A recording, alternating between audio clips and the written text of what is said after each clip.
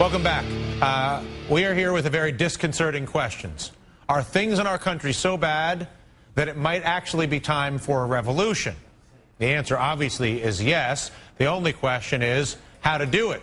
From the wrongful wars to the corrupt economy to the special interests in the 6 industries that control every politician in this country, the political system itself, gerrymandering, 75% of all districts in the most competitive election ever weren't even up for grabs last week. You call that a competitive market?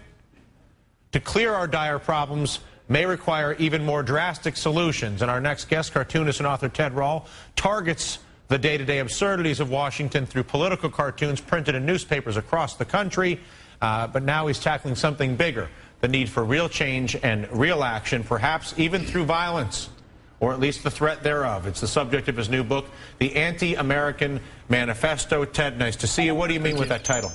Well, the title's partly in jest. Obviously, I am American, I love America, and the point is to save America. I wanted to own the title because I thought that's what the other side is going to call any call to change the system entirely. If you were to look at the way government changes, political process being the most preferable, although sometimes viewed as totally ineffective or destructive, the bond and financial markets, which is certainly an opportunity for those to intervene over the next couple of years in this country and force meaningful reformation, passive resistance, and then the end game being violence.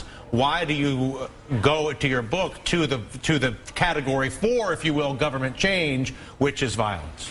Well, in the Anti-American Manifesto, I argue that violence is the last case scenario. It's the worst case. Nobody wants it. It's easier to go other routes. Obviously, going through the political system is best. But we've seen for the last 2 years since the economy melted down that neither the Democrats nor the Republicans nor any possible third party is poised to step in.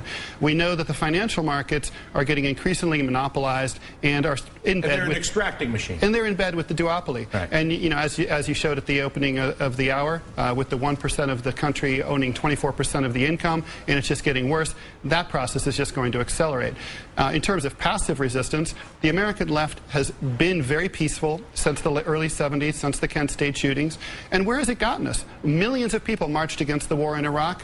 What did it do? The tanks rolled in, just the same. One form of passive resistance would be moving your money out of the large banks or stop paying your mortgage. If you could get everybody to do it, it would work. But you can't even get everybody to stop littering. How are you going to get everybody to stop doing that? And how about waiting out the bond or the currency markets, basically waiting for somebody to tell Ben Bernanke and Tim Geithner that their scam of printing money and covering up the theft is up?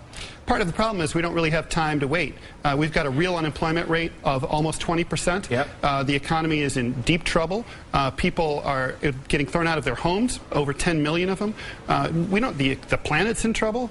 This is unsustainable. The system is really in deep trouble. If you were to look at where there's the most receptivity, do you get any sense that either the Republican Party sees any opportunity to gain power by fixing any of these issues, or that the Democratic Party, who everybody thought was going to fix these issues and prove themselves to be just as bought as the Republicans in many ways when it comes to the wars, when it comes to the banks, that they now have some humble pie and will actually take up the sword of justice, if you will, and reform the process, which is alarmingly corrupt? Well, we know that jobs is the #1 priority, and Republicans don't get it any more than the Democrats do. Look at them. They're talking about shrinking government and firing government workers. That's just going to increase unemployment even further.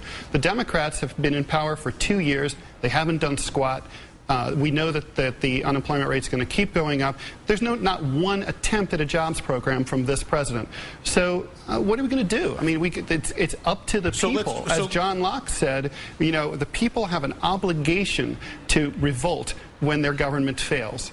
When you look at the behavior that we see in France or in England, where they love to revolt in a sort of semi-violent way, meaning subway strikes, all the bus drivers, all the subways, parking all the 18-wheelers on the highway for days at a time. Do you believe that that is even in the DNA of the Americans? I think it's going to be in the DNA. I think nothing will radicalize an American citizen more than getting thrown out of their home by a bank that just paid its CEO a bigger raise this year than the year before. Nothing is going to radicalize you more than not being able to feed your kids and knowing that 1% of the country has all the money tied up in it. We're not poor in this country. This is a very spectacularly rich country, the richest country that has ever existed in human history, and yet all the wealth is tied up into these huge corporations and this tiny cabal of people. The only thing that I'll add to that, I agree with what you just said, is that we've been to this rodeo before.